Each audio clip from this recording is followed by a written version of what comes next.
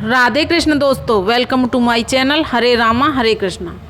तो आइए जानते हैं दोस्तों, गणेश चतुर्थी क्यों मनाते हैं और क्या है इसका महत्व। वक्रतुंड महाकाय सूर्यकोटि समप्रभं निर्विघ्नं कुरु मे देव सर्वकार्येषु सर्वदा।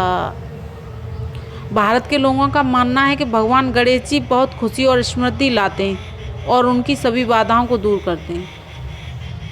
तो गणेश जी को प्रसन्न करने के लिए लोग उनके जन्म दिवस को ही गणेश चतुर्थी के रूप में मनाते हैं। लोग उत्सव के लिए विभिन्न प्रकार के भोजन तैयार करते हैं। हिंदू धर्म में गणेश जी की पूजा करना बहुत महत्वपूर्ण माना जाता है।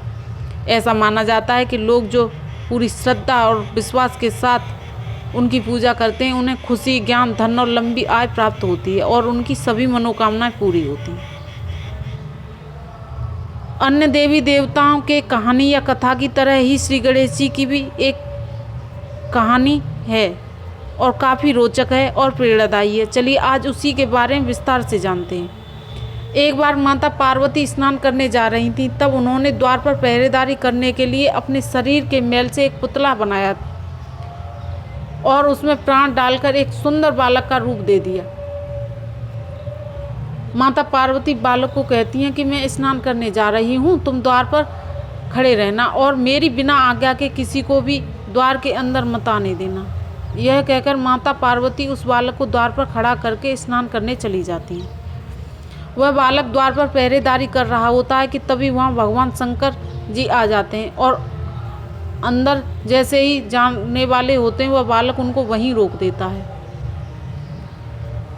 भगवान शंकर जी उस बालक को उनके रास्ते से हटने के लिए कहते हैं, लेकिन वह बालक माता पार्वती की आज्ञा का पालन करते हुए भगवान शंकर को अंदर प्रवेश करने से रोकता है, जिसके कारण भगवान शंकर क्रोधित हो जाते हैं और क्रोध में अपनी त्रिशूल निकालकर उस बालक की गर्दन को धड़ से अलग कर देते हैं।